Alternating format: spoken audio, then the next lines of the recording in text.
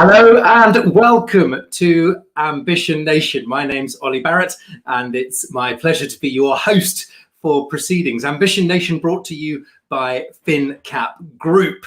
I must confess, I absolutely love hosting these sessions. Firstly, I'm a huge fan of finnCap and you'll see why during this session, but also because we are absolutely blessed with some incredible guests who I'm going to introduce to you very shortly. So our theme today is ESG, environmental, social, environmental, I should say, social and governance. And it's such a huge topic. And so I'm secretly hoping that the people who are about to join us will be able to help break it down a little bit and make some sense of it. Because after all, with over $30 trillion a year going into ESG investments, I don't think we can call it a niche anymore. So without further ado, let me introduce you to our guests here today at Ambition Nation. Let's meet them all and bring them up and I'll tell you who's joining us. As I welcome Sam and Helene, Mangela, Polly, Beth.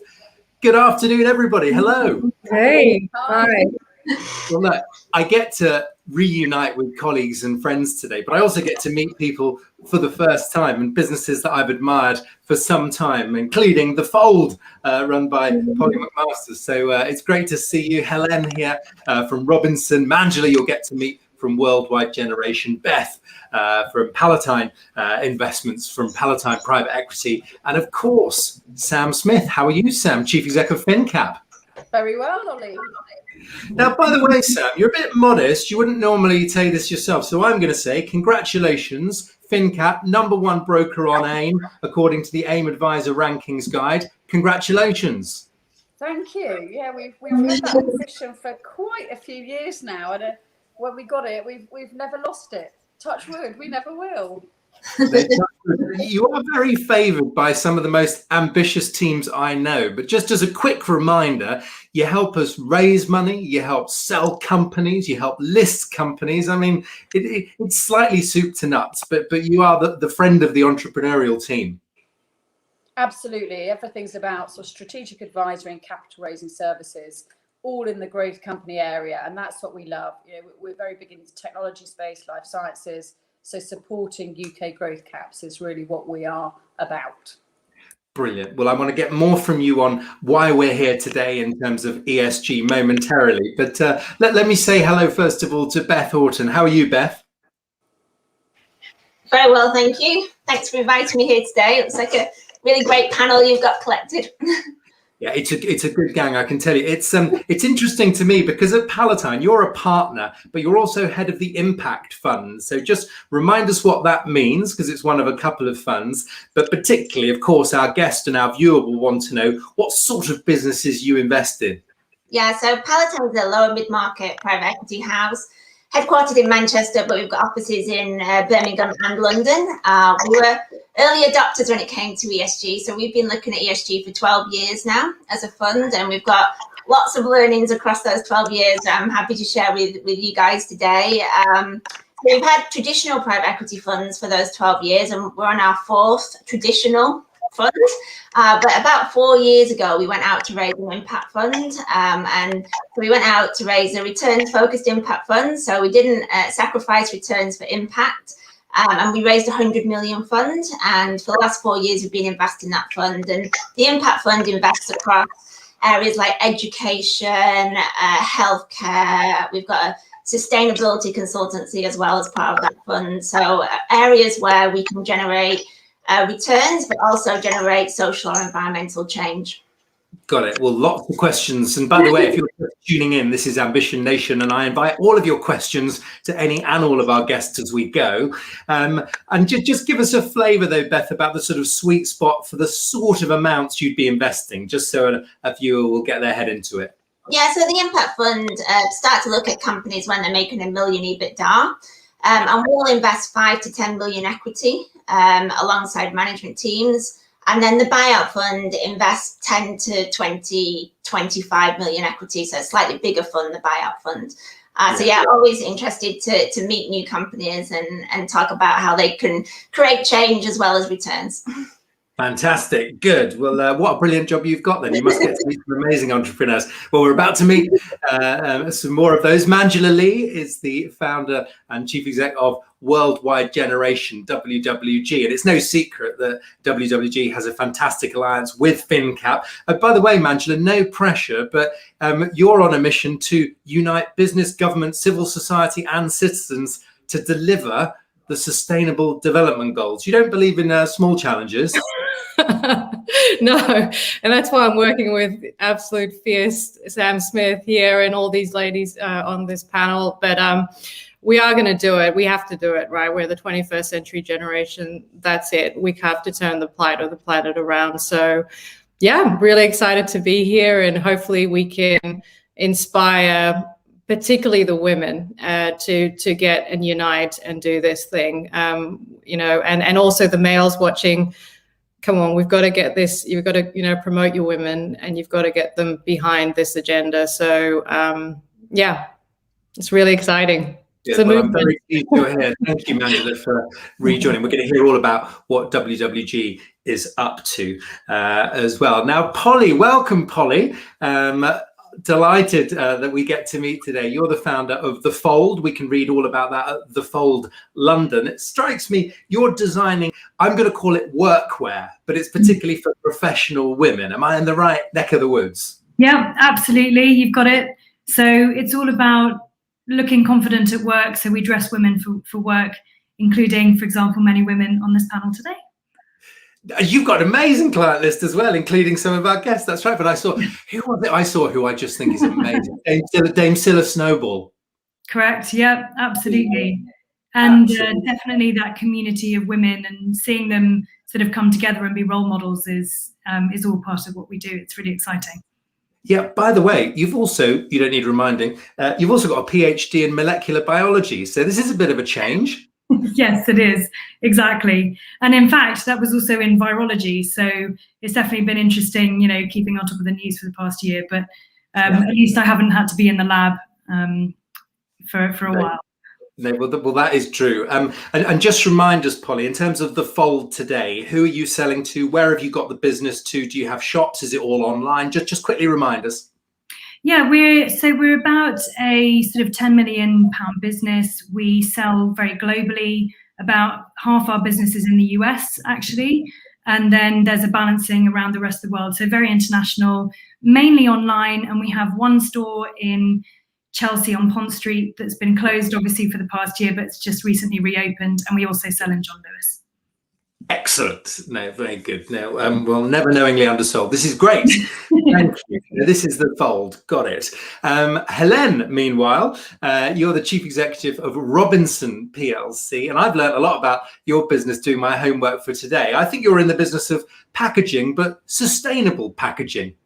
Yeah, so we deal with plastics and paperboard packaging. That's what we manufacture mainly for multinational branded businesses like Unilever, Procter & Gamble, Reckitt Benckiser. And we're operating out of the UK as well as Denmark and Poland. And we employ about 400 people. So about 50 million turnover. Yeah, great. And we should also say you're a listed company as well. Yes, we are listed on the AIM. Yeah, okay. And I know that you've spent some time in other packaging related organizations. Is this your first sort of stint at the helm of a listed company, Helen? Yes, it is. So it's quite different. I've worked in private equity, I've worked in privately owned, I've worked in corporate, but never as CEO in terms of a listed business. So that's a new journey. And I joined just before COVID. So again, that was an interesting time to join a business. And how do you get to know people within the business? Even a relatively small business like ours with 400 people, trying to get your arms around it during this time has been different. Oh my gosh. And go back to yourself on the first day. Give yourself another piece of advice as you start. Get and visit everybody very quickly. Yes, before lockdown. What you can before lockdown. No, I think I came into the business thinking what is possible. And what's lovely about the business is because we are listed, you've got that transparency, which is really quite different from many other businesses I've worked in. Yeah, well, I want to come back to another of those benefits as we go through today, Helen. Also, I should say we also add one to the PhD count. You've got a PhD in polymer engineering, so you're too modest to say that. But I'm thinking, from that science background, clearly your life in business is science as well these days. Absolutely, and I think that's always been the case. I think when you study, in studying engineering, you're learning about processes, systems, and people. That's ultimately what it's about. And I think I've applied that all the way through my career, whether it was in retail when I was working in companies like Marks and Spencer's, or even, in real sort of, big industry like ICI many years ago. You do apply that thinking. And I think what a PhD teaches you is a lot of perseverance. I'm sure Polly will agree, but also fundamentally understanding about how you collaborate in a space. Yeah. And I think those are, they're skills that you never lose. Yeah, it does make me think, listening, Sam, I must say, so much of what finnCap does is inspiring that next generation of women and girls in terms of their education. It strikes me we've already got some extraordinary role models on the call already. Yeah, amazing. And I'll be roping them all into my sort of getting entrepreneurship into the school curriculum project, which is another one of my little side sort of things. Exactly. Watch this space. Well, we're actually meeting on quite a momentous day, Sam, aren't we? Because suddenly we're allowed to do more things today, aren't we? Go indoors and hug people and all that sort of stuff. Are you sort of slowly getting back to normal, by the way? Slowly. I mean, I think we're suddenly realizing, how do we have time to do what we did before, and entertain and see people? I suddenly don't have time for it. It's bizarre, but I am looking forward to it. They're good. Well, look, it's brilliant that we've got such good guests on the call, and I know that we'll have many questions for them, and I'm going to get the ball rolling with all of that. But Sam, I thought it might be helpful just to sort of stay with you for a moment, just to help us set the scene and really remind us, because I know from many conversations with you that this theme of ESG is very core to your own mindset and beliefs, and just remind us why it matters so much to finnCap. Yeah, absolutely. So when we completed our buyout, which was 14 years ago, everything about what we were doing then was about doing the right thing. And for me, that's something that I was just hugely passionate about, doing the right thing for our team, for our clients, and for our investors and the wider community. And back then, 14 years ago, that was a very, very different approach. So we just kept going with that philosophy that doing the right thing, we couldn't go far wrong with that. So if you roll forward, in March last year, when COVID and the pandemic hit, what became very apparent to me when I was sort of sitting at home, working out how to sort out the business, you started to see businesses reacting in a very different way. And there was a real change, I think, in how businesses were expected to respond. And it was looking for a very human response. So if you saw those companies that were very successful and made their way through the pandemic well and connected with their customers, were giving a much more human response that we'd ever seen before. So I think that the agenda of businesses needing to build back better, needing to think about a better way to grow, needing to think about more stakeholders, suddenly really took hold. And I think for me personally, given this is my passion, I really felt this was the time that we could really push this agenda forward. I think customers wanted it, employees are wanting it, and it's absolutely key for long-term sustainability of your bottom line as a business and your sustainable growth. So at the same time as we saw sort of that business response change, we also started to see a very fast increase in the amount of money that was coming into the investment world into ESG or impact products. So you had lots of things changing very fast. So what we did at finnCap, given doing the right thing was our thing, we then said, how do we now show that we're doing the right thing to our investors? How do we make sure we measure the right thing and report it correctly? And that's when we almost got a bit stuck. It's like, actually doing the right thing is the first and foremost, the most important thing.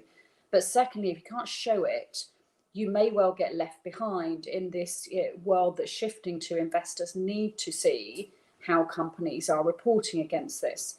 So we went to have a look at how we could show this to the market, and we ended up setting up our own scorecard, which is very much what we call as one rung on the ladder of ESG. and starting to think about how you can measure and report it. It was a 15-point questionnaire, a scorecard where you could easily measure and report things. And we started to do that. Then we came into contact with Angela, who is chatting today, who has amazing software for reporting ESG. And we partnered with them back in Christmas and really started to think about how we can push this out to SMEs. And my big part of doing that is large cap companies have lots of resource, have sometimes a sustainability officer. They have lots of metrics, lots of resource, lots of money to really go and action this, and have been doing it for a long time. Where SMEs get stuck is we don't have a lot of resource, we don't have a lot of time. We've been dealing with a pandemic, which has been very, very time consuming. So ESG reporting, we need to make as easy as possible, and we don't want SMEs to get left behind. So that's why getting the message out there is so important for us. For all of finnCap clients, we've said to them, you can have the WWG software free for 1 year, which we will subsidise to make sure they get it into their company, and we start to get SMEs to report in a way that investors like, and we just don't want anyone to get left behind. So this is the sort of start of trying to tell people it's important, trying to get people to recognise this needs to start today, and we can't wait, and just to ensure that SMEs don't get left behind and don't become uninvestable at any point because the reporting is not quite right. Yeah, that's terrific, Sam. Now, also, I know that, of course, you listed finnCap a couple of years ago. You know, not only are you advising a whole range of companies, you're also leading a company yourself. So presumably you've had to go through this process yourself. And I just wonder, as a leader, what that was like. Presumably you had to face up to the realities and go on that journey yourself. Yes, the IPO was back in December 18, and I've probably done or transacted 100 IPOs at least for other clients, and as a firm, many more. So when we came to do it ourselves, what was really interesting after a very long time in the city doing this was how different it is as a personal experience as a CEO, and the things that I found difficult from an emotional perspective actually were very different to what I expected might happen. So it's been great. I've loved doing it. It was very difficult at the time. We were in a very difficult market when we did an IPO, and obviously given we do this for other people, we had no choice for failure at that point. So it added another level of stress to it. But it's been very nice being an advisor that's actually done it, and now you can see both sides of the equation. And how about on the measurement side? Because, you know, you held finnCap up against your own scorecard, presumably. And what was your big takeaway from putting yourself through that particular rating experience? So that we started to do last October, November with the help of the WWG software. So we put ourselves through our own 15-point scorecard. That only took a couple of days to get the measurements. We then did the software, which is really picking out what sustainable development goals you're going to aspire to and looking at how you report against them. So sort of slightly rung two of the ladder. But I think what we found was we absolutely are about doing the right thing. We absolutely think we are doing what is effectively ESG. But suddenly when you're having to talk about it, report it, it's a completely different thing. And we'd actually never measured our carbon footprint. I mean, we don't have a very high carbon footprint. We're an office-based company and we're a people-based business, but we hadn't measured it. Suddenly, when you do measure it, then you can offset it, even though it's not big. But it comes up with lots of different things where you think, okay, well, we maybe could do that. We could maybe improve there. And I think just the measurement really helps you make those incremental changes, and some of them quite big, that can really help progress the business in ESG. So it's certainly given us food for thought and helped us to develop the business strategy a bit further and to make sure ESG is absolutely embedded in our core. Got it. Well, I'm going to quiz our other guests about where they see themselves on this journey. For now, though, Sam Smith, thank you very much. I've got a big question now. You can probably imagine who I'm going to ask it to, of course, to Mangela at WWG. So Mangela, again, it's sort of back to the no biggie theme. I suppose, you know, it doesn't take a genius to work out that the planet is ill, if I can put it like that. People very tragically have been extremely unwell themselves. Here, left, right and centre, that our systems are failing us, that they are broken. So not to be too cheery on this Monday lunchtime, but just give us your sense of the big picture. And I guess, to use the phrase, the problem's worth solving. Just tell us how you see it. I'm going to probably be a bit like a doctor actually here, where I'm going to give you some bad news, good news, bad news, good news. Really, so the bad news is that, we are in a serious critical issue. The planet is ill. We are, as I said before, we're the 21st century generation. We have to turn the plight of the planet around. There will be no planet, right, if we don't do it. So we've got 1.5 degrees left in global warming. Before irreversible decline. We've got highest levels of inequality now, made worse due to COVID, and we've got 3.5 billion people that live on less than $2.50 a day. So that's half our planet population. So really are in a serious issue. Now, good news is that there is a total well-being program on the planet, and that comes through the Sustainable Development Goals that were set by the United Nations in 2015. And so actually, if we just put that first slide on the screen, the good news is that if we are successful as a generation, we will, and we will see this absolute economic prosperity that's unleashed through this. So we're going to see companies that can embed sustainability into the DNA of their business are going to outperform over 11%.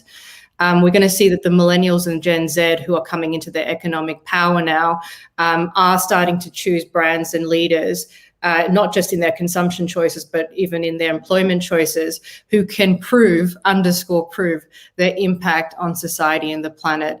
And they're even willing to pay more for that product and service, right? So we're also starting to see that if just by purely greening up your supply chain, de-risking it, making it more efficient, you're going to do 14 times more revenue. And let me just pause you, forgive me, very briefly, because some of our viewers will be so familiar with the SDGs. Just give me the less than 1 minute reminder, because there are 17 of them in total, but just help us just quickly understand that framework, just the super quick.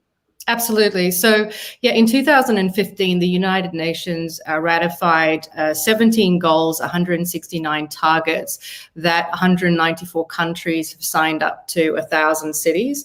And essentially, they are 17 goals that say, if we can deliver against things like gender equality, health and well-being, renewable energy, etc., we would deliver a global resolution to poverty, inequality, and climate change by 2030. So it's actually an agenda. It's got a very critical time frame, and it's got a set of metrics that are attached to that nations, organizations, cities, etc., have now signed up to delivering.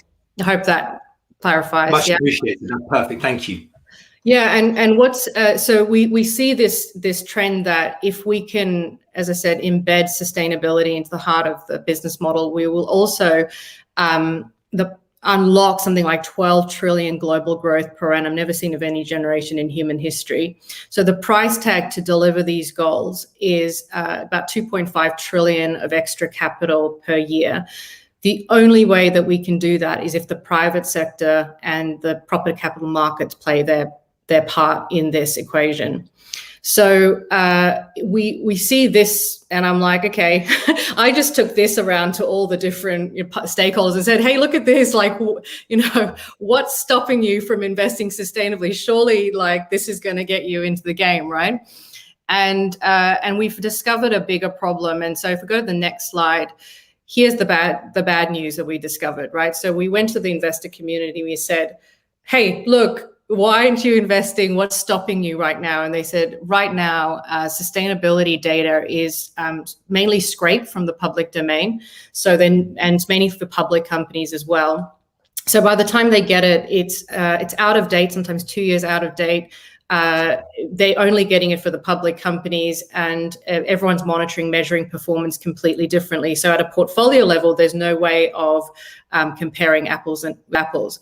And then they were like, the final thing, Angela, you know, we just give us trusted, comparable, timely data, and we can do our bit. But we want to know, really, at the moment we're getting ESG ratings. What we want to know is, if we invest in this company, are we going to move the dial from here to here, which is really what we call impact data.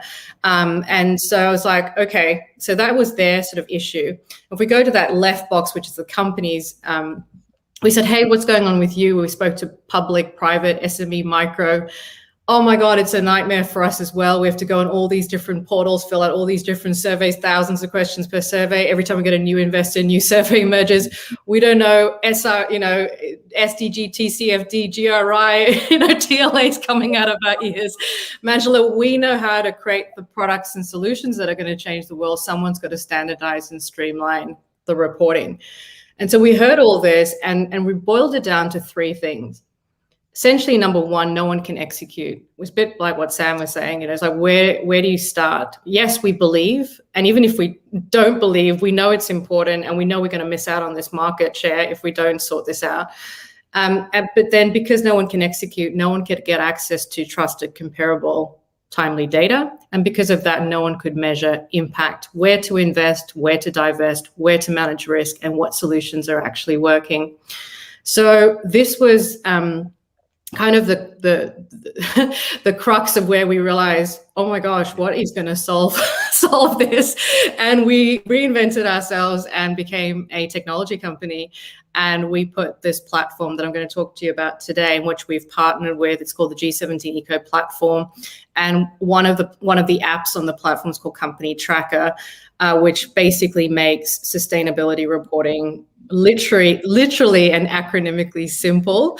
And just one final thought around this problem.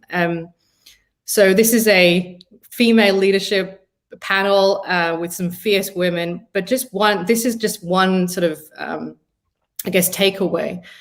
If we take one of the goals, SDG 5, which is gender equality, right now, just by solving that one issue, so right now we're losing 160 trillion nations are losing per year, right? Which is actually more than the global AUM combined, just with gender pay gap. Yeah. Right? And we just solve that, and you put women in more powers of leadership, you're going to see reduction in health issues. You're going to see better economy. You're going to see better leadership and trust and all of those great things, right? And that's just one of the SDGs, and they're all connected. So that's the bad news, good news. That's very helpful. No, thank you, Doctor. That's a very helpful thing. And of course, we're looking forward to your further prescriptions later on in the session. But very good point on gender pay gap. Maybe not the best of years to suspend its reporting, you might say. So hopefully that will return with a vengeance. But for now, Angela, thank you so much. Let me turn to Beth, if that's all right. Beth Houghton. Beth, forgive me, there's a school of thought out there that says what you need to do as an ambitious entrepreneur is, as long as you talk a good game, maybe mention the word purpose once or twice, investors don't really care about any of this stuff. As long as you make them money, they'll be very happy, and you can all walk off into the sunset together. I suspect you're not going to agree with that. Well, yeah, I mean, well, for us, I think we have the view that, if you're doing ESG right, you will make more money. So I think we see them being aligned. So, we see it mutually beneficial to be really good at ESG and to be to have a really profitable business. And as I said, we started this sort of on the ESG journey 12 years ago, and we probably started thinking, well, as a private equity house, we want to be compliant. But actually what we could see is that as we implemented ESG across our portfolio, it was adding real value to our portfolio companies. And so we built out what we do on ESG, and, we carried it on. And, we've just done a bit of analysis going over, well, we've probably got metrics on ESG for the last sort of 8 years, but going over the last 8 years, we've looked at companies that performed really well on ESG and companies that delivered the best return. And there's a really strong correlation between those two two sets of companies. But I think what Sam said is really interesting in terms of, you know, it is difficult for SMEs. You know, they've got so many other things, you know, to worry about within, you know, so many other things to do within their organizations that it's, you know, it's difficult to concentrate on ESG. So I think, you know, we don't expect companies when we invest to be experts on ESG. We look at materiality. So when we look at a company, say you're in the financial services sector, you know, we want you to be really good at, you know, marketplace responsibility and maybe the governance pillars of ESG. But, you know, you don't have to be experts across all elements of ESG. And, you know, what I think we can bring you as a PE house is to help you get better. And we have 6 pillars of ESG. We have 2 environmental and we have 3 social, and then the governance pillar as well.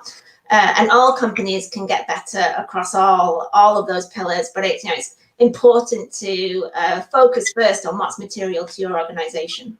Yeah, absolutely. So can you just help me break it down a little bit, Beth? First of all, once you've invested in a company, in practical terms, what's an example of the sort of way that you help them along their own journey? Yeah. So it really starts before we invest. So, you know, we're already, it's interesting how it's come on, and Sam mentioned this as well, that, you know, in the last sort of maybe 3 years, ESG has become really important, and that's accelerated more in the last 12 months as well. So now everyone's talking about ESG. Wasn't the case 12 years ago. You know, 12 years ago when we started to talk about a company about ESG, there was some convincing that we had to, you know, to bring them on the journey with us in terms of why ESG would be important for the organization. That's not the case now. So now people are talking about it from the very first time you meet them, and they're engaged on ESG and they want to get better as well. So we start the conversation on ESG right from the first meeting with the companies, and we have an internal ESG person now. We hired that person like 3 years ago.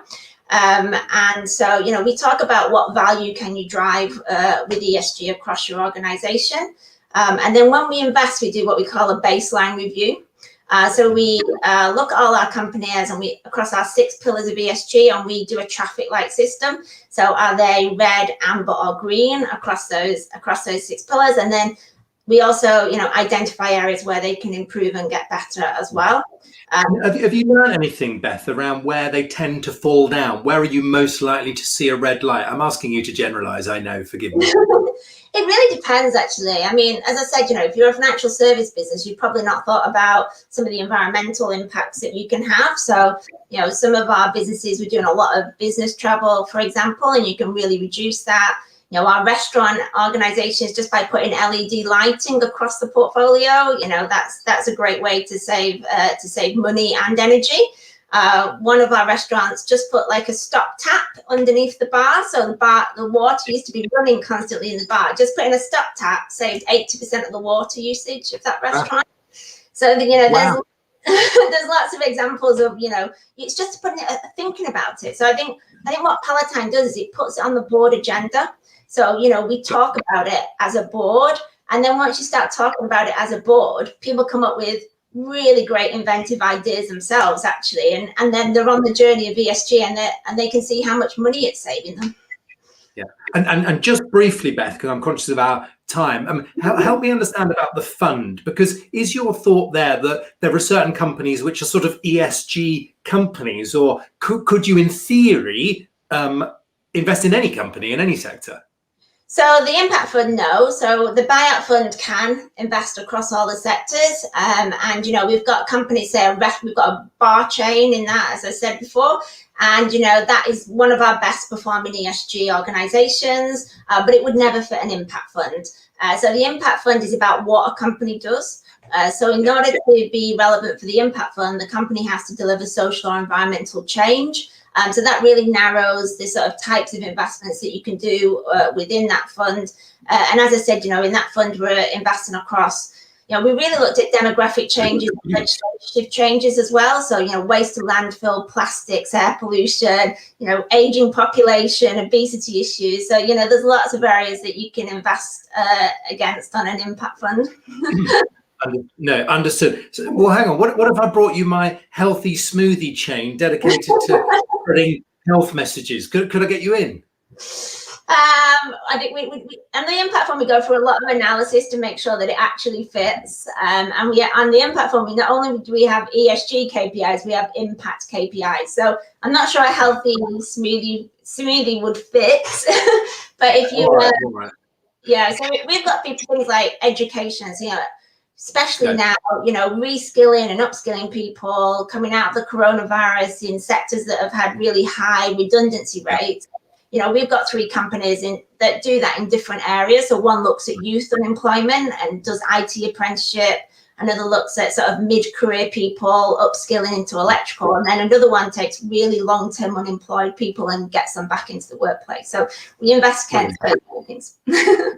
Thank you, Beth. Well, I'm interviewing Beth Houghton here from Palatine. If you've got a question for Beth or any of our other guests, then do fire it in. Actually, why don't I just, I'm going to speak momentarily, I know, to Helen, but I'm going to get Beth back just very briefly, because I've got a question for you, Beth, which is playing on my mind. When you look, I'm not asking you to diss anyone, but when you look at your colleagues across the private equity space, to what extent is Palatine the sort of outlier when it comes to impact and ESG, or to what extent has it become the new, I won't say flavor of the month, but I mean the new normal for investors? Yeah, so it was absolutely an outlier at the beginning, but we can really see it becoming more important within the private equity community because our investors want it. So you've seen a real change in pension holders, for example. Pension holders are now demanding that their pensions are invested more ethically. So, I think the market has come to us. So, and ESG is talked about a lot more in private equity than it was sort of 5-6 years ago, even. Yeah, brilliant. Good. And we'll get everyone's take on that, including Sam's later. Let's go back to Helen, if that's all right, because I want to get a sense about Robinson as well and the journey, Helen, that you are on as a business. I know you've been in post for about 1.5 years now, but help me understand the changes that are afoot, please. I think what we've obviously in the last year, the critical point we had to do is to make sure the resilience of the business through the initial stages of the pandemic as we went into lockdown. But whilst we were there as well, I think there were 3 fundamental areas of change that we looked at. The first one was really about understanding what our business stood for. So its purpose, its values, and the business has been around since 1839, and it's come from a very sort of, I would say, Quaker style of business where the Robinson family, provided huge social care for its employees, whether that's through mortgages for housing, pensions before the times when pensions were the norm, providing schools for girls. We had 3,700 girls from the age of 14 working within the business. And many of those couldn't read or write 100 or 150 years ago. So providing that school education for them. And I think when I came into the business, I was very cognizant of that heritage and really driving that forwards. And almost thinking about what are the 3 areas. One, repositioning the business. And yes, we did rebrand the business, but that was more about true understanding of it. The second and the most important was about understanding about our people and making them so that they truly were thriving, whether that was financial, whether it was their health and well-being, or whether it was about their sort of their career development and training requirements as people. Then the second sort of fundamental area was looking at how do we remove our impact, whether it's on carbon, water, or other resources, whilst creating a real market for waste materials and ultimately to create a circular economy model, which is a journey that we're completely on. And then the third area is really about driving resilience for the business to any sort of further shocks or market changes, because this market's going to change again and constantly change, and ensuring that we are relevant and future-proof for the business. Yeah, absolutely. And Helen, let me ask you, I mean, you're a listed company, so I suppose that the G, if you like, in ESG on governance must loom pretty large. Just give me a reality check, please, on just how onerous that can be. Of course, you might see some upsides too. Yeah, I mean, yes, listing does bring a responsibility for governance, certainly on any reporting, whether that's financial or non-financial metrics. There are more imposed rules and there are more eyes on you. But actually, we would want to report accurately anyway, whether it was internally for making changes within the business and understanding the impact of those changes, as well as externally to various stakeholders within the business. So, why is that so important? Some of our goals are long-term and ambitious. When we want to become carbon positive impact by 2030, you need to break that information down. You need to make it manageable in terms of enabling activities happen within the business for the team to succeed. And I think the second part is that some of those goals that we have require trade-offs and cultural changes for the way that we do business. So our ability to measure and report in a very transparent way is critical. It's critical for our people to understand what are we doing and how we're making a real difference. And as Sam put it at the beginning, doing the right thing, as well as the stakeholders. And if you look at what Beth's just described, there's a lot more interest on ESG from investors. And certainly I've seen that in the last 12 months, quite a shift in the questions that we're getting and we have to answer. And it's what evidence can we provide on those achievements that make it real and tangible. That stops it being, conceptual, which is great as a starting point. When we set out our sustainability pledge and framework, ultimately there's a vision there. But how do you get there and how do you measure the impact of that and the value back to your business is absolutely critical. Because presumably you're running the company. It's almost like having to put on, 3D goggles or something to get a handle on the impact of some of your products. You're creating packaging and selling it around the world, because presumably you're ending up having to investigate right into your supply chains. I mean, somebody watching this might think that must be a nightmare. How do you even begin to do that?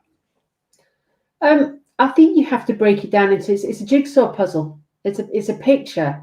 And every element of that is literally a puzzle piece that you have to focus on. You can't focus on it all in one go. Yeah. So you have to set out what are the priorities that make the real difference to the business. And for us, in our particular business, we're not particularly water intensive. So a bit like Sam was saying, that finnCap's not carbon intensive as a business.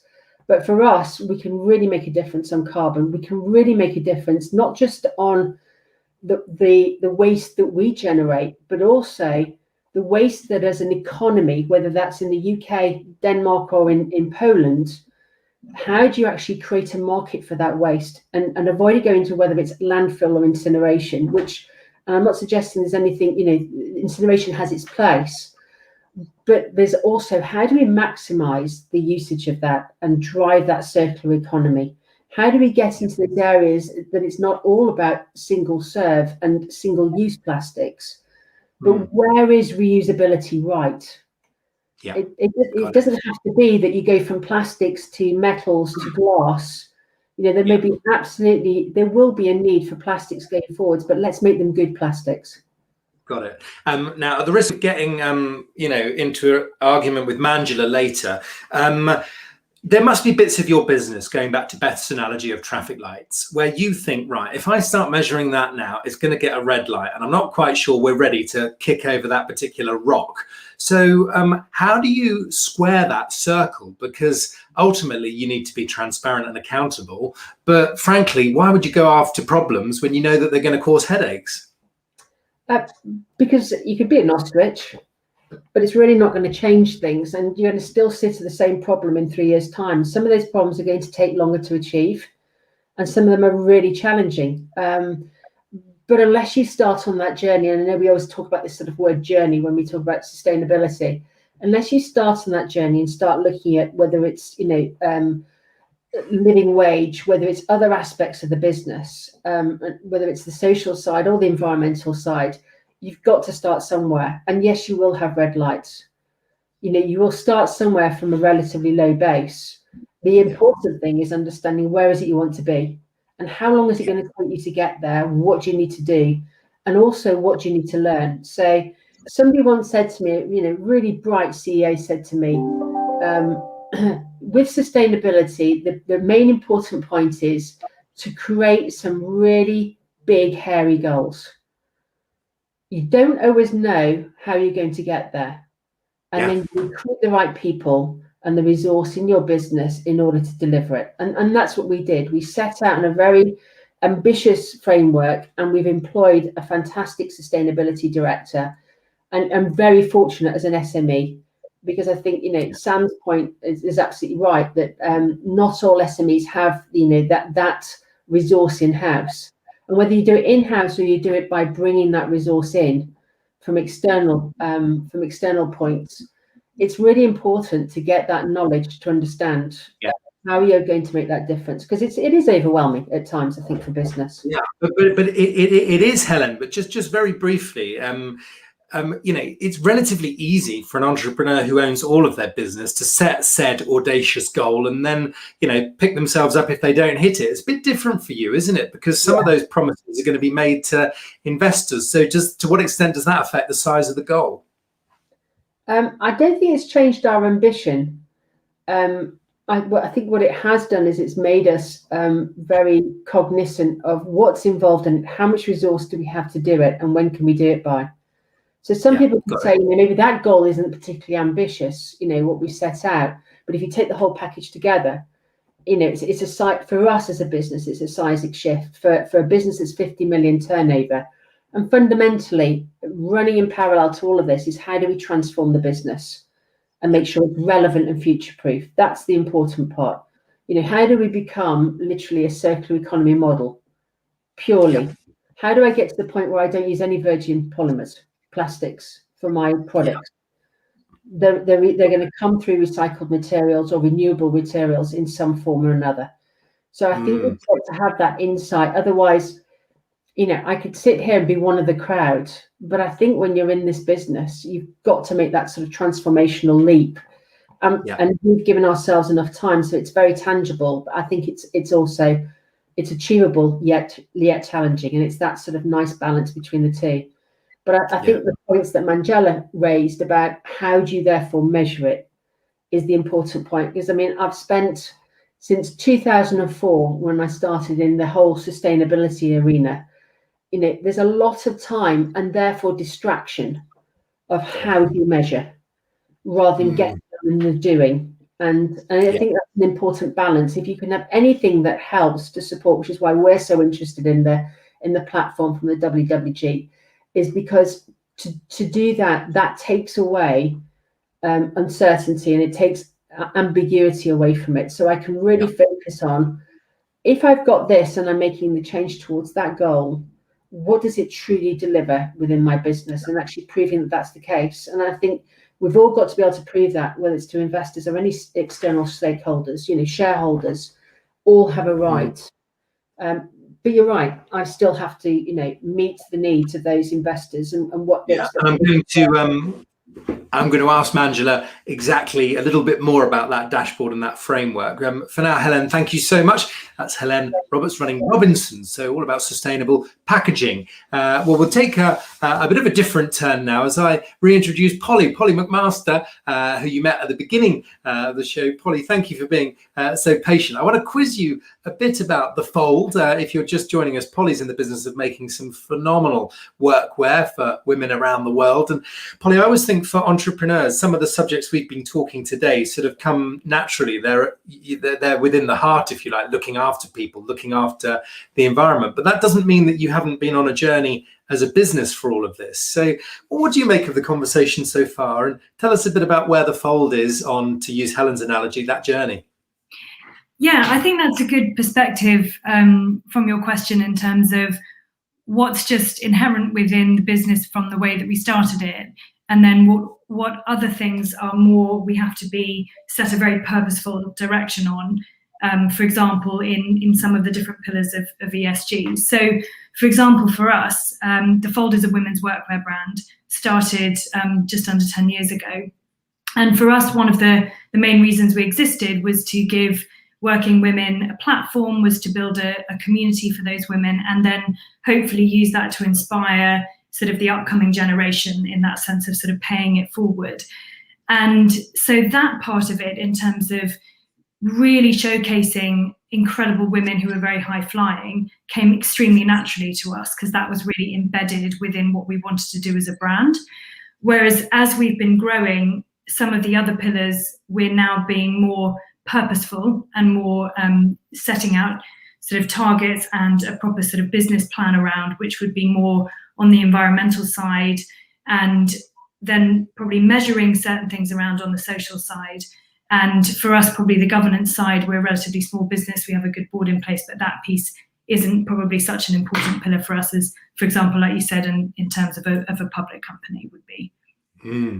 So just help me understand at the moment then, Polly, were there moments on the journey where you thought, actually, we need to raise our game in a particular area? And just, I'm trying to think of bringing a bit more colour to it, just to help our viewer understand some of those moments, because otherwise, we know that the temptation for entrepreneurs, you stick to the knitting, so to speak, and you don't take on some of those outlying challenges. Completely. I think the environmental for us and the relationship with our suppliers in an ethical way, I think those are two key areas I would call out that have been really poignant on that journey in terms of a purposeful change. So in that sense, it's been around what talent we've recruited in the business. So when we've gone from, let's say, really a micro business to a business that started to generate, have a broader team and actually be, selling enough product that we start to feel like, right, this is something we now need to be really addressing. So a couple of sort of specific things that we looked at was in our product area, which is the area that's going to be the most sort of impactful in terms of environmental. It was about who do we bring in the business and what experience do they have in terms of sustainability, and how are they going to help us move that forward. And then also that's also on our ethical side as well. So the kinds of things that we do, and I think it was very relevant, all of the people so far who've talked about what resources you have in a business. And we're not at the stage where we can say, right, we've got one specific person dedicated to that. So it's become all of our jobs to do it as part of our roles. And for example, in the environmental area, we also look at who can we partner with in order to sort of accelerate or develop our understanding without needing to have the expertise all in-house. So something like that for us would be joining the Ethical Trade Initiative, which is something that we've done. And then what we do is we work with them very strategically on a stepwise program. So you start with a number of specific factors, which could be, for example, working with your suppliers on factory audits, or setting certain goals with them so that you understand, how they're looking after their employees in terms of wages and so on. And then we have a number of steps that we'll be following with them, so that we know that we're doing what we need to be doing to be acting responsibly with our suppliers. And who then, Polly's in your trusted circle? Because for certain issues, we know when we go to our accountant or our lawyer, but who do you end up, other than your peers, I guess, fellow entrepreneurs, who do you turn to? You mentioned an association there, but more broadly, who becomes your sounding board? So I suppose internally we would always look to the experience that we have, for example, within our board, which already becomes quite broad because we are invested in by active partners who are a growth capital fund. And then we also have a chairman who, knows many other businesses, particularly within our sector, within retail. So we would always be looking externally to make sure that we are sort of at the forefront, because I think one of the points that's come up sort of again and again today is, if you're not acting responsibly and taking it seriously, your consumers and your shareholders, you'll start to, your relevance starts to really step away. I think it's almost now become it's almost become the baseline that it has to be addressed, and it has to be, you have to be able to stand behind what you're doing. So it would be across how we use our our network, I suppose. So a couple of super quick questions, Polly. One is, you mentioned you're invested in by active. I mean, we've heard from Beth over at Palatine. What was their approach to the topics we're discussing today? Was it a sort of nice to have? Was it core to some of how they grilled you? Do you mind giving us a glimpse of that? Yeah, absolutely. Well, I think one of the first things is obviously what we've always been doing is about empowering women.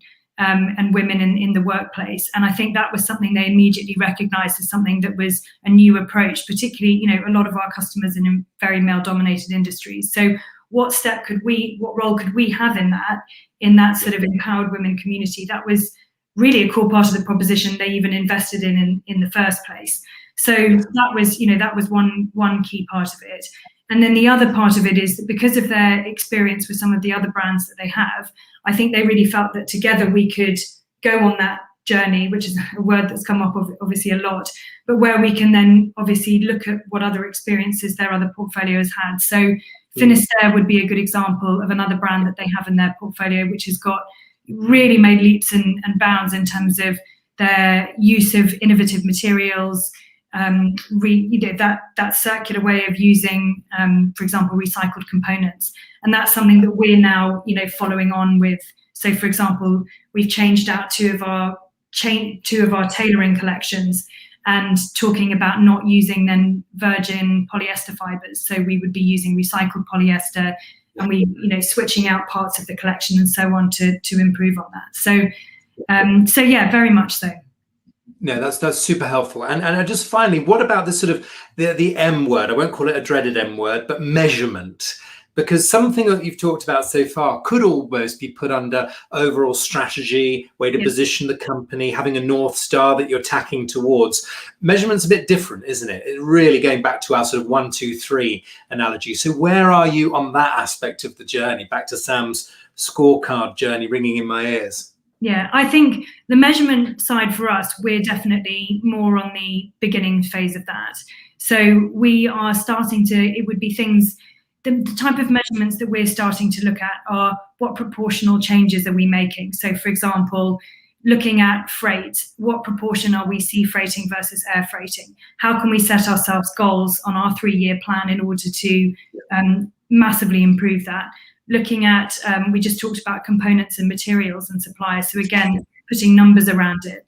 But that's something that for us is definitely more on the early side, and we're not yet, for example, in a position to measure our footprint, but it's something that is now going to become fundamental. And I think it's interesting to hear about technologies or benchmarks that would make that easy for us, because I think when you look at it as a whole, it could feel quite intimidating for a small team to go, well, how will we actually put that in place? Yeah, no, well, that's a very legitimate concern. Why don't we bring everyone back together, because we've got a couple of questions coming in. But for now, Polly, thank you very much. And we can find more at the Fold London. Presumably, though, you're shipping all over the world, I guess. Yes, we are. Exactly. London-based, but very much an international outlook. No, good, because I mean, Sam, Polly raises a good point, doesn't she, in terms of perceived sort of objections, which is like, how long is all this going to take, frankly? And will it distract me from building a great business? You must have heard this. Well, I think that was the key part of what we were doing in the summer when we realised this was a major problem for all sorts of reasons.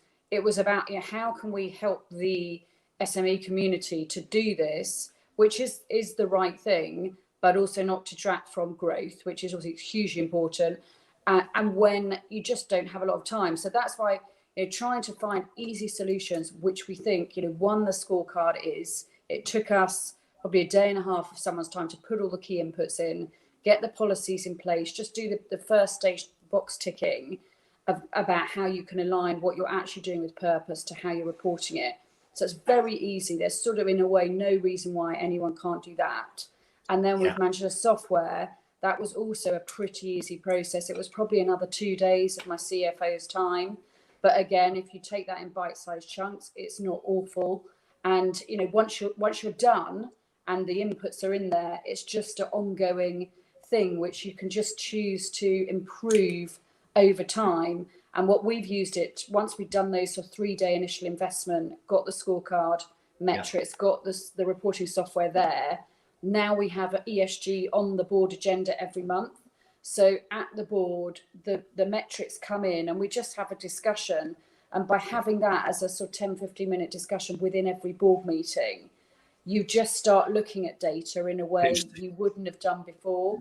So I think that's the way we're looking at it. Start wherever you're starting from, start somewhere, start now, and then just constantly look at improving. And if everyone does that, we get a long way. We're not asking people to be, the best at everything overnight, because that is just not achievable. Yeah, got it. So Polly, you just took a large swig of apple juice there. I think Sorry, Polly. have we convinced you to come on the next stage of the journey then? Is that what's happening?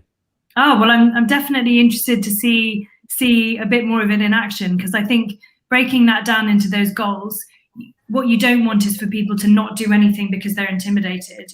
So we've all got to be able to do all of the things that we can on that journey, for sure. Yeah. Right. So on that, and Beth, just let me ask you very briefly. I talked about your peers within the investor community, but how have you seen the conversations that entrepreneurs are bringing to the table evolve over the last few years? Because presumably that's evolving. Yeah, as I said, when we first started to speak about ESG 12 years ago, it was hard to convince people to come on the journey with us, and we used case studies a lot. So in the early days, companies that had done really well on ESG and managed to implement something that had saved them a lot of money or been really beneficial for the business, we used as case studies. But now people are talking with us straight away about ESG and saying, look, how can you help us? Where do you think we could get better? And so, it's really changed that discussion with entrepreneurs. And that's probably like maybe 3 years. It's been a relatively recent thing. But, I think, people are, people, and I think the best run companies want to get better at everything, don't they? So it's a no-brainer for them to be good at ESG as well. Right. And then you absolutely, echo Helen's sentiment there. No point being the ostrich. You've got to confront things at some point. I've got a question coming from YouTube. It could be to any of you. What are, if any, the unintended consequences of applying any of the solutions proposed in the SDGs? I guess unintended consequences sounds like it could be a sinister thing, but it could be a good thing as well, couldn't it? Have you got a take on that for us, Helen? Oh, you just come off mute for me, please. Sorry about that. I think in terms of the SDGs, it's important that we don't treat them as discrete, because there will be the unintended consequences as you make changes to certain of those goals, or you're applying yourself to certain of those goals. You're going to have a broader effect, and they will have some interaction between them. I can't see any negative or downside to applying them, and they aren't solutions as in they're fixed. How you apply them to your business or your own personal life, is absolutely relevant to you, and you have to put it into context. I think the important point is it shows the breadth across, first of all, of sustainability, because people always think sustainability equals the environment. Yeah. And I think that was one of the really crucial moments that people saw it as much broader than that, and then introduced the social aspects of sustainability. And at the end of the day, I think all of us are just trying to make our businesses more sustainable in its broadest sense. That doesn't mean to say you have to do that at the expense of its financial performance. Yeah. It should be hand in hand. Yeah. And yes, it will take investment, but I can't see any downside. Yeah, Manjula, anything you would add to that? Of course, I'm guessing you might highlight the sort of unexpected upside. Absolutely. I was just going to say that we're really a firm believer that we shouldn't actually separate the financial from the non-financial. Actually, they're interconnected. And actually, speaking to all CEOs today, this solving your sustainability of a business is actually a risk that you're solving, right, for your businesses. And so we even advocate even further than sort of the ESG. We call it C, so social, economic, and environmental, coming together as the trinity of sustainability of your business. Mm-hmm. And so where the regulation's going as well is bringing the financial and the non-financial into an integrated report. And so, there is no downside. There is only upside. If you get this right, if you gain control over your risks, and you start to put purpose at the heart of your business model, you will succeed. And it is proven now. We're going to prove that. Now, I like that one, SEA. So going back to an image that Polly painted earlier, just about the board itself and everyone having responsibility. We all know where the 1, 2, 3s end up. They end up on the desk of the CFO, don't they? So where does this sit in the best organizations you're working with, Manjula? Yeah, well, exactly. I mean, I think Sam is a great example where she actually sent us her CFO to us, and actually became integrated into the business, right? And it wasn't something they were doing on the side. It wasn't some CSR on the side. It was actually right in the heart of the strategy. And that's what I want to encourage, is that and actually it's important that your CFOs see the economic argument of sustainability, right? And when they see that, they will then start to go, okay, we need to reduce this, inefficiencies here. We need to impact more over here, because the market force is so massive, right? You're going to get better valuations, attract better talent, attract better market share. It's win, win, win. So I would put our CFOs right at the heart of the argument, and actually get them hopefully on a platform like ours, where we can really help them understand and see through a C lens where the business is going. Where are we, Sam, on that? Are we pushing at open doors with these CFOs? Again, it's generalizing, isn't it? Or is it sort of a sea of skepticism in reality? It's a bit of a mix, and I think we are starting from a low base, and I don't mean that we haven't got companies doing good, because we have. This isn't about the company's purpose, how it's doing the right thing, how it's treating its clients, customers, all that sort of thing. This is about measurement and reporting. So I think wherever you are on that purpose journey, from the start to the end, most people are on the early stages of that reporting journey, certainly in the small mid-cap space.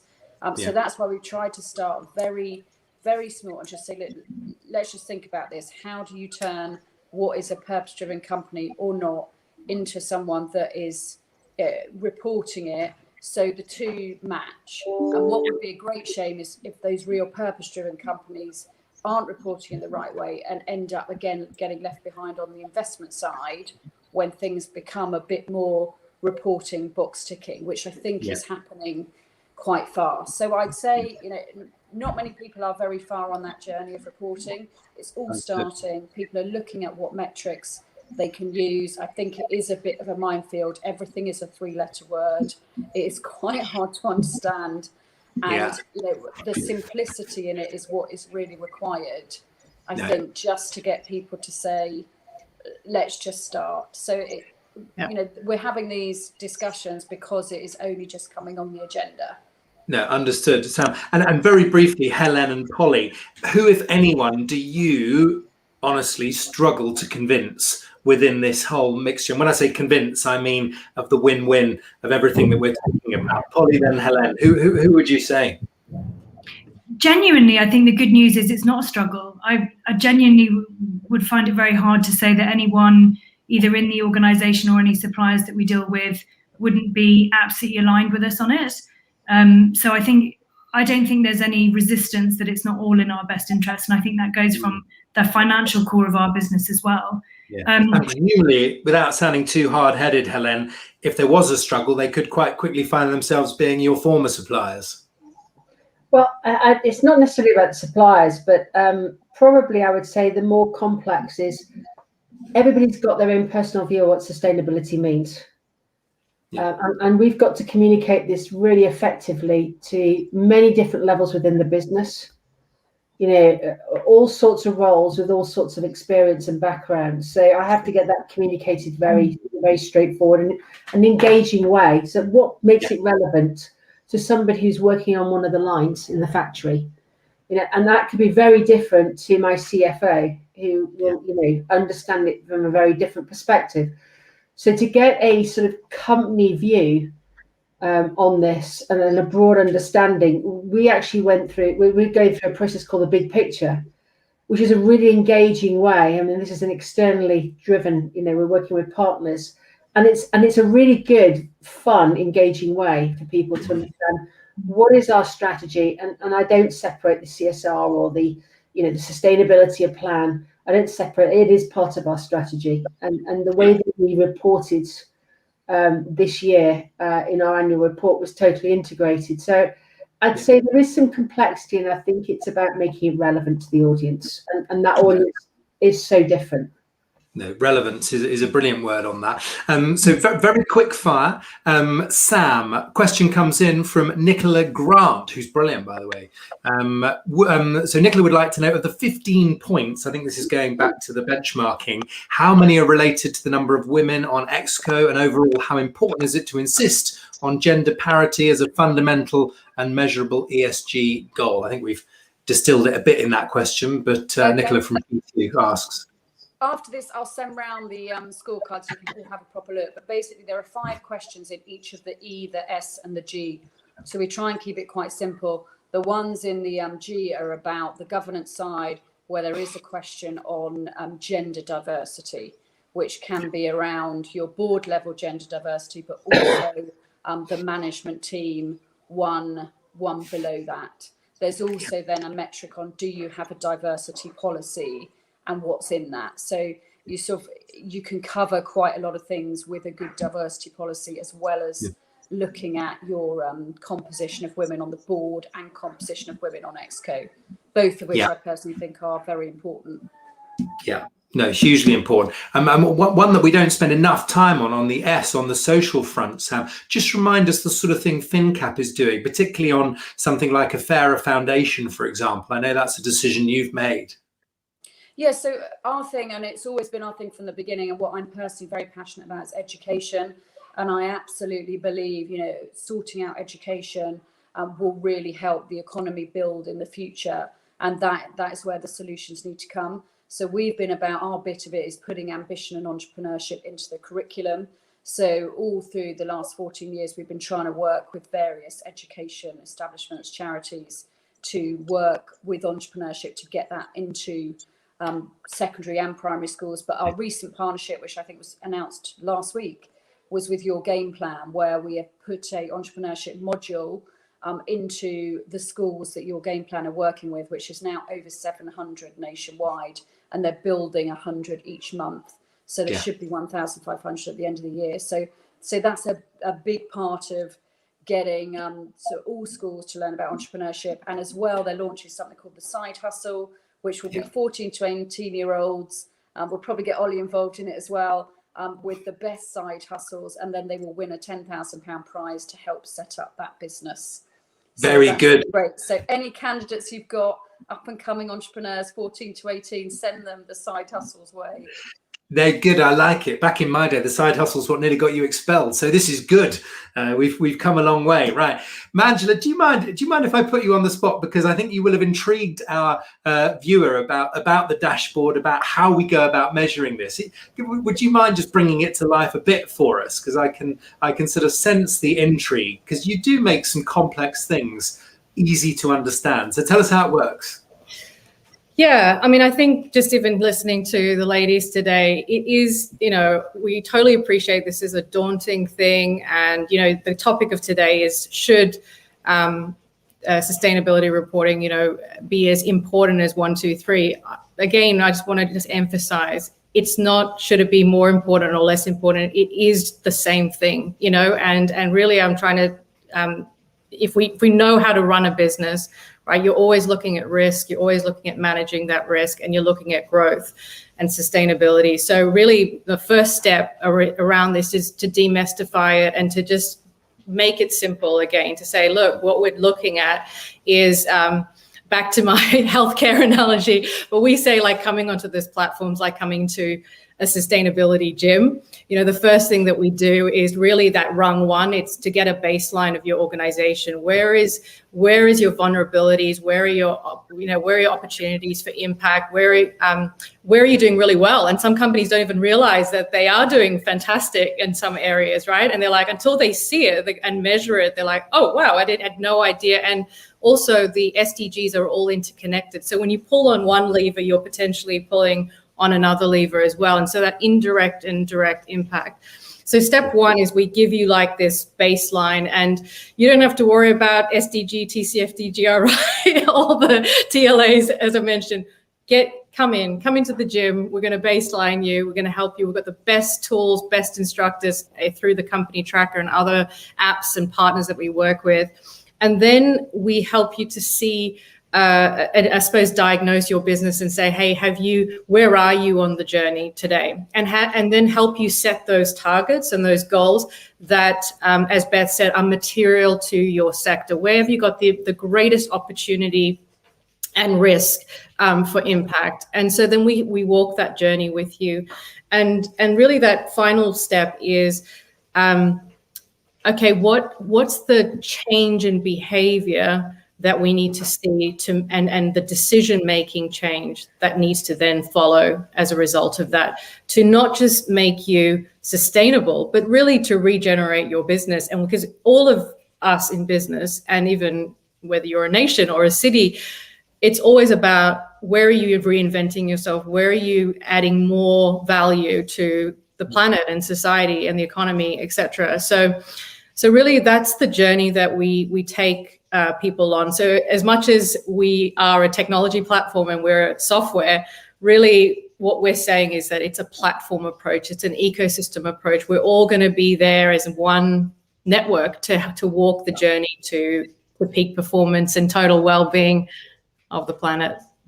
No, got it. So just so I understand though, Manjula, or for our guests to understand as well, how much of this is about sort of diagnosis and self-knowledge, or to what extent does the platform also communicate with other stakeholders to translate so that these things can almost become almost like complementary currencies, I suppose? Yeah, no, exactly. So the first thing we always say to the companies is, I mean, Helen's on the company tracker, and so is finnCap, and we'd love to meet the other ladies as well. But essentially is get your own version of the truth yourself first. Step one, right? You don't have to go and air it out in, public or anything like that. Is your board, your management team, your employees, etc. Know your own truth first.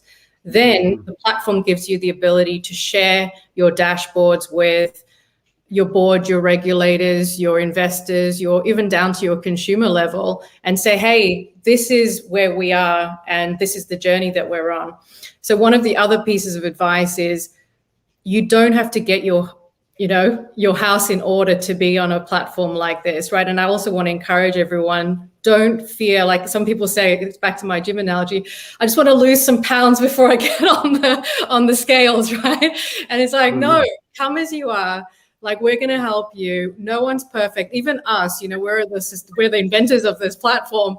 And even me, I had to look at my business and go, I'm a CEO, female CEO. And once I started doing my own test on my own platform, I was like, actually, do we have a policy for this? Do we have, and you just take it for granted, And one of the CEOs that we've just put on the platform, he was like, you can show me that metric again, like gender-based violence. Like, no way do we have gender-based violence in our company. And I looked at, I said, read the question. And I said, how do you know you don't have discrimination or gender-based violence, right? Harassment, etc. Have you got a policy for that? And he's like, no, actually. I said, well, how would you know if it's not being measured or monitored, right? Yeah. And that's a huge risk. If someone then ends up having that, right, happen to them and leaves the company, it's a huge risk for the business. So it was that's the eye-opening thing about this, and Sam alluded to it. Once you look at the metrics and you go, oh, okay, that's what I need to look at. That's what's going to make me sustainable. That's what's going to make me valuable and prosper actually as well, and protect me. That's the way we need to look at this.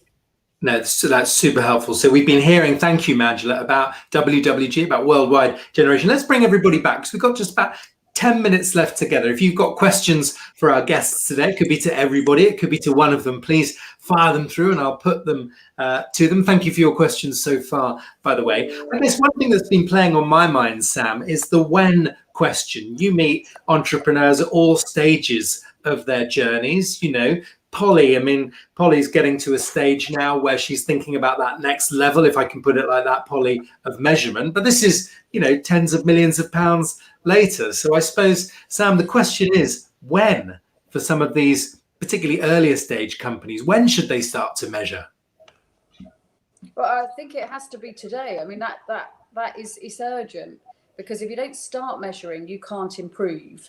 So I don't think we're saying, right, spend a load of money, spend a load of time today. What we're saying today is, just start with the 15 questions, just start the measurement, and then you can just improve from there. Get it on your board agenda. So that would be my sort of 1, 2, 3. Just look at the 15 questions, get the policies in place. We can send you ours. They're easy to get. We can make it easy. Then have a look at the WWG software, and then just get on your board agenda as a monthly, or however often you have your board meetings, topic, just to talk about what you're doing. And I think Manjula's absolutely right. And we've had the same experience. You think you're doing the right thing, and suddenly you look at something and think, God, actually that we hadn't seen that stat in that way.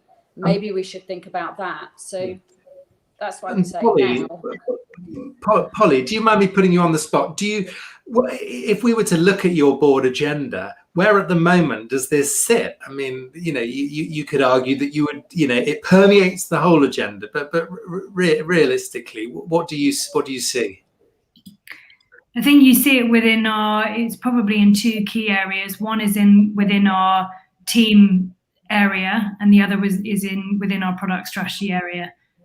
Both of which would come up every month in our board agenda. So on the product side, that would be where we would touch a lot on the environmental side. And on, the team side, to be fair, the social side comes up more broadly than that, because a lot of the work that we do on the social side comes up through, I suppose it is that combined strategy. For example, the work we do with SmartWorks, if we're going to make a donation or set up a product line where we're going to give some money to charity alongside it, those would be things that we would have agreed. So again, it kind of follows through several different areas. But that makes sense. Just remind us about SmartWorks. Forgive me if you've told us before. SmartWorks is an amazing organisation that helps women get back into the workplace. And specifically what they do is it's a sort of 2-pronged approach. One is coaching, where they do interview training. And the other is that they actually give these women something to wear and they style them for their interview. And what we hear from the women who go through that process is that often they're really at a very, very low point in their life. They're finding it very difficult to have the confidence to present themselves well in an interview, which can then also hamper their ability to get a job. Yeah. So in the sense of it aligning very well also with what we believe in, which is about confidence and about, women getting back into work and being empowered at work. So we've worked very closely with them over a number of years to support what they do. It's amazing. Brilliant. No, kudos to you for that. I mean, Beth, I have to say, when I hear entrepreneurs like Polly explain what they're doing, I can't help but think that your impact fund is going to broaden its terms of engagement over the next few years. Do you see what I mean?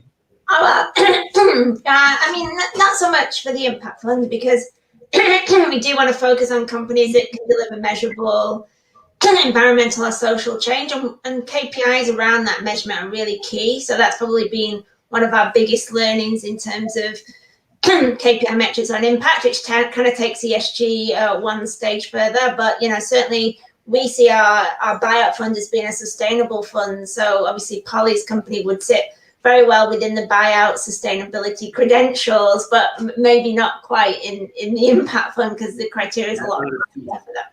Yeah, understood. I saw Polly just gazing at the desert island behind me then, just momentarily. So we've got a couple of questions coming to me here. How can conscious businesses be more ambitious on investments in the S, so social, of ESG? So there's a question. Thank you, Martin McGee. Would anyone like to have a quick go at that for Martin? Who will have a look at that? Conscious businesses be more ambitious on investment. What do you say to that, Manjula?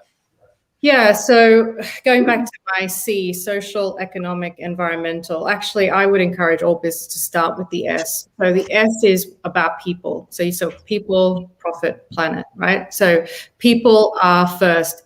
Mindset, education, policies. How are you treating your workforce? How are you treating your suppliers? Have you got a policy for slave labor, trafficking? Everything that kind of goes into social, it really is about education. So everything is about education. Even your training of your staff, do they really know what does it mean to be a sustainable company holistically? And so I would encourage, be as ambitious with your S, then go to your E, which is your economic, reward the good behavior, put bonuses, attach it to outcomes. Yeah. If you do the S and the E, your environmental will sort itself out. And I promise you, right? Very, yeah. So, And I wonder, sorry, Angela, did you want to say? No, I just want to say that's it. So anything you can think about which relates to people and education is your S. And actually that's part of everything. That's helpful. Thank you. And Helen, would you add to that? I think the important part is to find out what your people actually need. What are they missing? You know, what is it that from their perspective that's really critical? And we started that out by doing a cultural survey and to find out the genuine gaps that we have within the business. What surprised you in the results of that? What came out of it? There were some really good common themes that meant we could actually put some really simple things into place, things that were really important to people. You know, their workwear, you know, and feeling that attachment to the business was probably stronger than I would have expected, for example, and a whole host of areas. But genuinely, the number of people who actually want to thrive and do better at work, and how do they continue to learn at work? And they want to be educated at, but they want to learn through work and actually progress within work.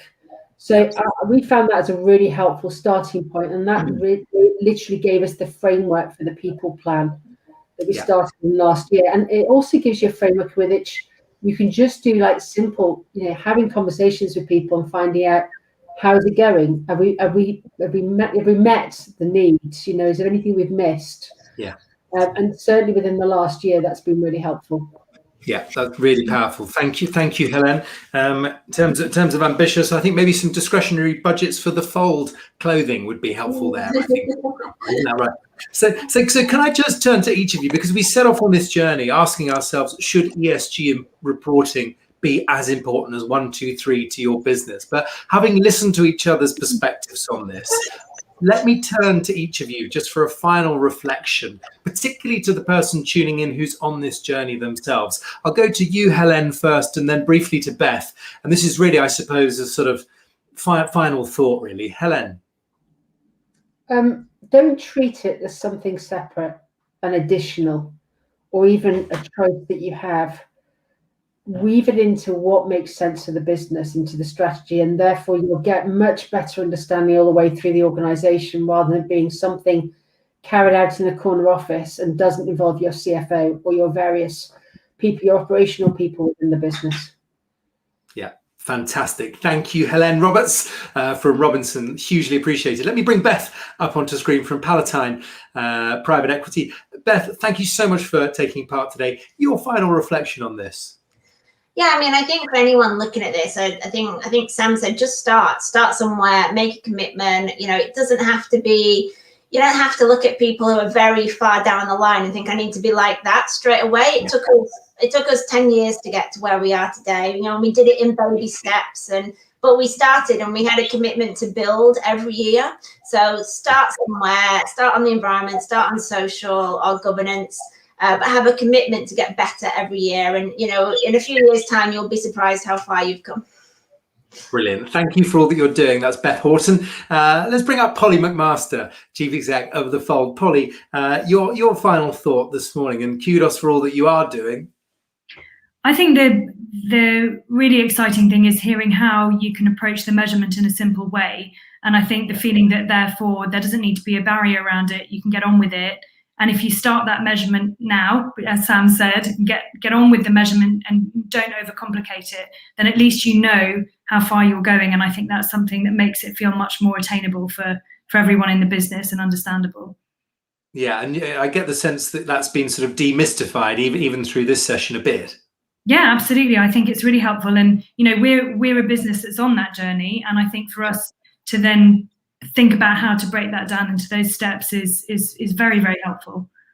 Love it. Really helpful. Thank you. Really good to meet you, Polly. Thank you. Let's bring up Manjula Lee for a final thought. Thank you, Manjula.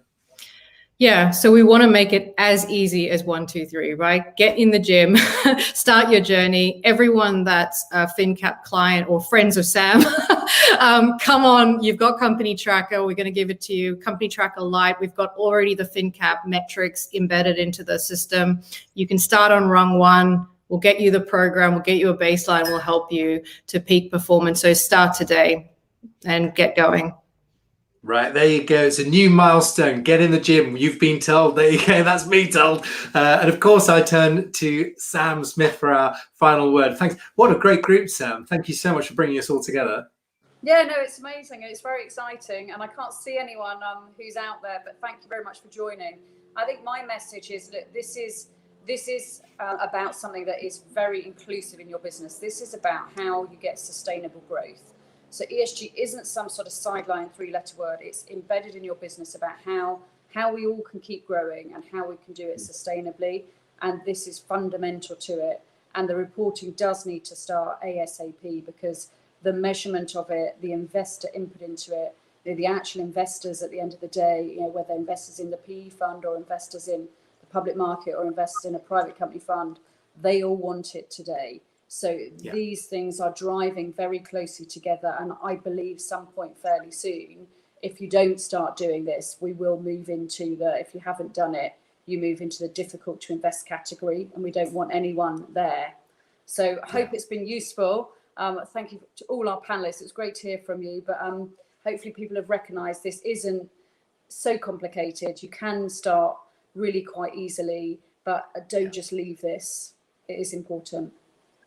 Yeah, completely. Here. Thank you so much, Sam Smith, Chief Executive and Founder of finnCap. Final thanks to you for tuning in. If you've been watching this live, or if you've watched this on catch up and think someone else should see it, please do share the recording. Use our hashtag #AmbitionNation. My final reflection is that finnCap excel in transactions, yes, selling businesses, raising money, listing companies, but also in the constructive conversations that precede transactions as well. So I strongly encourage you to keep the conversations going. Yes, of course, with finnCap Group, but also with each other. This is an extraordinary set of circumstances that we find ourselves in. So if you've seen something today that resonates, please let this be the beginning of a conversation and not the end of one. Thank you so much for tuning in to this, our Ambition Nation broadcast. And until next time, goodbye.